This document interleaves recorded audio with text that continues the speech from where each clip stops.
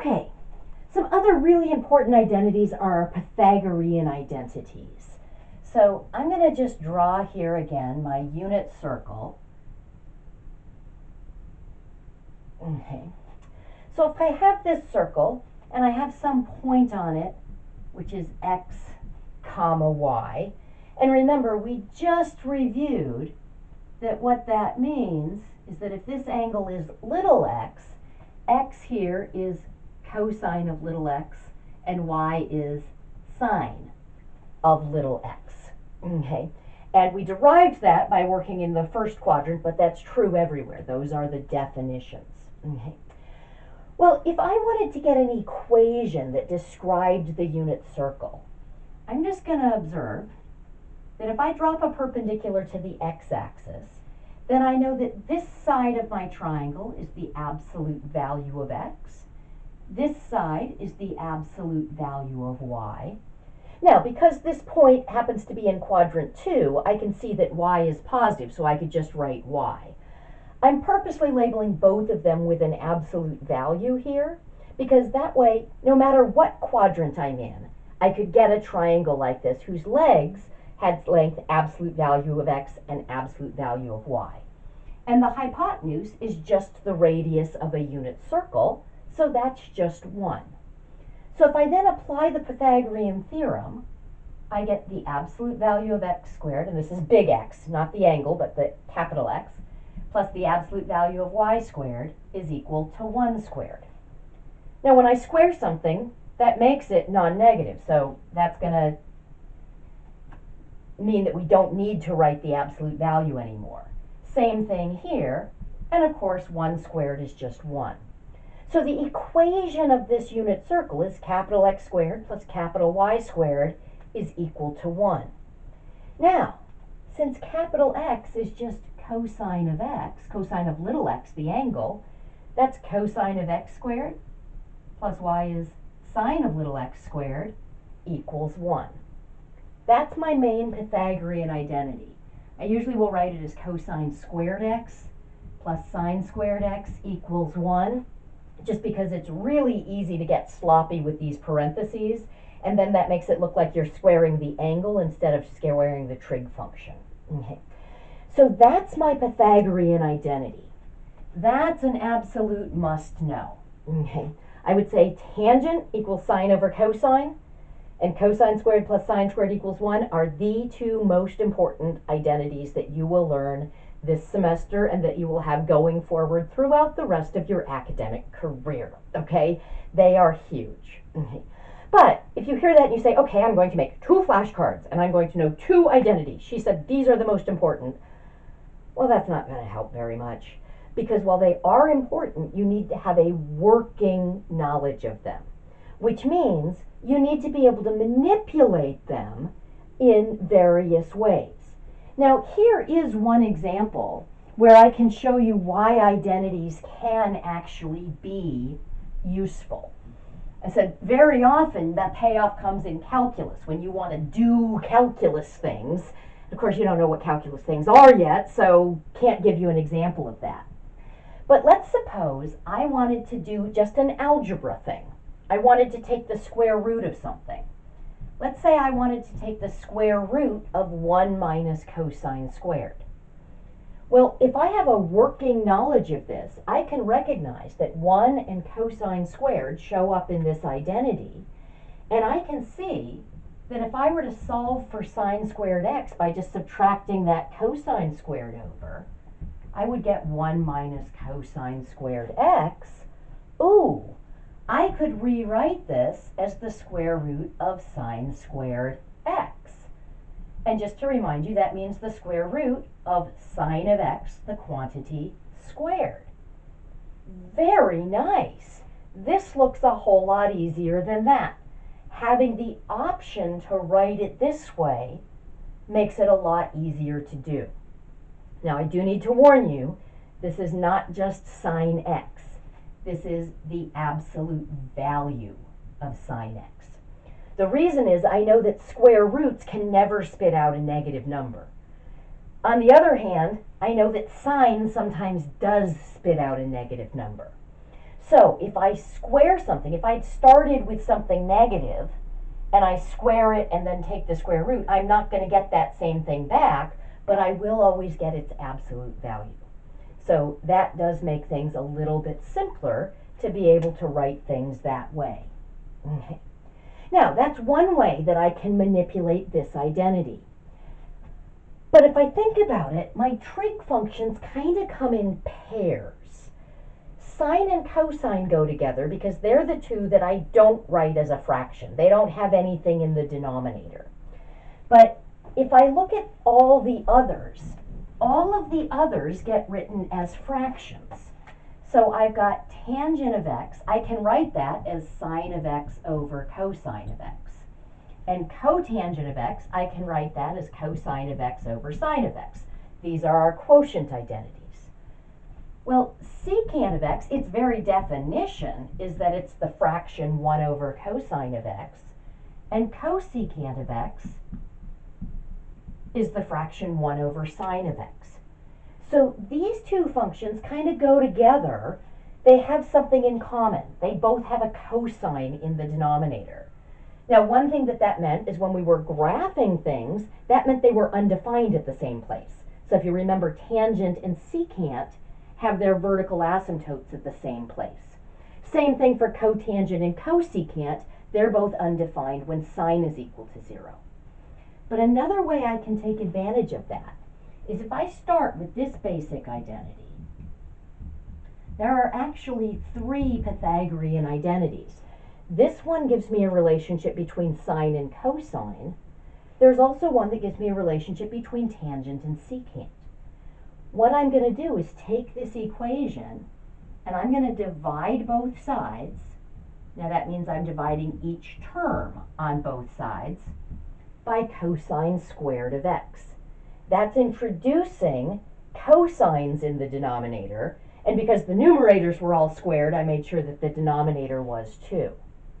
Now notice cosine squared over cosine squared, that's just going to be 1. That's the same as sine x over cosine of x quantity squared. Because when I square a fraction, I would square the top and square the bottom. This is the same as 1 over cosine of x squared. Because if I square 1, I'll get 1. And if I square cosine, I'll get cosine squared. But now I know that that's 1 plus tangent squared x equals secant squared x. So that's a second Pythagorean identity, and it gives me a relationship between tangents and secants. Okay. Now, I have taught this class in pre-calculus and calculus without having that memorized. Okay. That's not me being irresponsible. That's me acknowledging that I'm no good at memorizing. Now, I've been teaching for long enough that I have now accidentally memorized that, so I can just rattle it off. But for years, I went to here, I divided through by cosine squared. I did it so often, I could do it in 10 seconds, so it didn't cause me any time to derive it. Knowing that one, remembering this trick, I got that one pretty much for free. Okay, maybe not for free, I had to do a little bit of work. Okay, so you can sort of decide. Some of you might be better at memorization, probably most of you are better at memorization than I am, and you might be comfortable memorizing that. But I'd encourage you to practice deriving it a few times so that you can get it back if you ever accidentally forget it. So that one gives me a relationship between this pair. Big surprise, there's a third Pythagorean identity that gives me a relationship between cotangent and cosecant. So what I want you to do is pause the video and see if you can figure it out. You're going to do basically the same thing. You're going to start with this version, but now we want sines in the denominator. So instead of dividing through by cosine squared, divide through by sine squared. And then see if you can simplify to get to a relationship between cotangents and cosecants. So pause the video, come back in a minute. Welcome back. Okay, so hopefully this is what you did while the video was paused. You started here. You said, I'm going to divide through by sine squared. And so you got, this is just cosine of x over sine of x quantity squared plus 1, and that's equal to 1 over sine of x quantity squared. So that's cotangent squared x plus 1 equals cosecant squared x. That's my third Pythagorean identity. You're responsible for being able to know all of them. If you're not very good at memorizing, know that one and know the trick for getting the other two.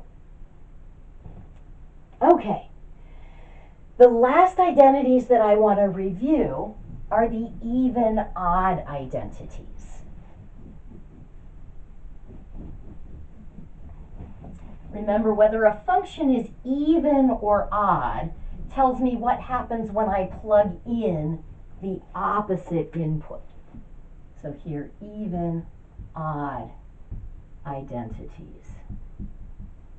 So every trig function, every just basic trig function, is either even or odd. Even means that if I have a function and I plug in the opposite input, I get out the exact same output. So opposite input gives me the same output.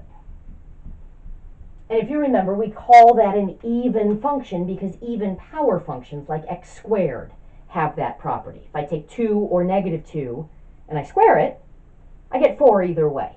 Okay. All right. The other possibility, of course, is odd. And that's where, if you plug in the opposite input, you get the opposite output.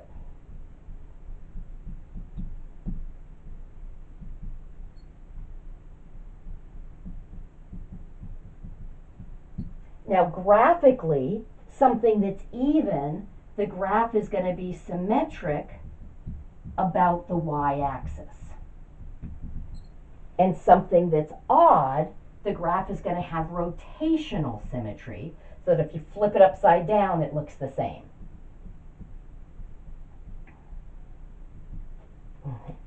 So sometimes that symmetry can help me to remember which is which. So this is sort of the algebraic characterization. This is the graphical characterization. Okay. Even is cosine. Cosine of the opposite of x is exactly the same as cosine of x. Okay. Odd, we've got our sine function. Sine of the opposite of x is exactly the opposite of sine of x. I can see that reflected very nicely in the graphs. Cosine is symmetric about the y-axis, and sine, put some arrows on, and sine has this rotational symmetry, so that if I flipped it upside down, it looks exactly the same. Okay. Now, I said that all of the 6 trig functions are either even or odd, so I want to try to figure out what the other 4 are. Now, I'm going to do one of them for you, and then I'm going to have you pause the video and see if you can figure out the others. I'm going to do tangent. So I want to figure out what's tangent of the opposite of x. Now, here's a place where I'm going to use my quotient identity. Because if I don't know whether tangent is even or odd, but I know that tangent is sine over cosine, and I know about sine and cosine, then I can figure this out. Sine is odd, so sine of the opposite of x is the opposite of sine of x. Cosine of the opposite of x is the same as cosine of x. So notice that introduces one negative sign here. I could bump that to the front if I want to. So I'm getting the opposite of sine x over cosine x. Oh, I'm getting the opposite of tangent of x. So we get that tangent of the opposite of x is the opposite of tangent of x. Tangent of x is odd. Okay. So what I want you to do is do the same thing for secant, for cosecant, and for cotangent. Write them in terms of sine and cosine. Use the fact that sine is odd and cosine is even to figure out whether the other three trig functions are even or odd. I'm going to stop this video now, but the next video will start with the answers to those questions.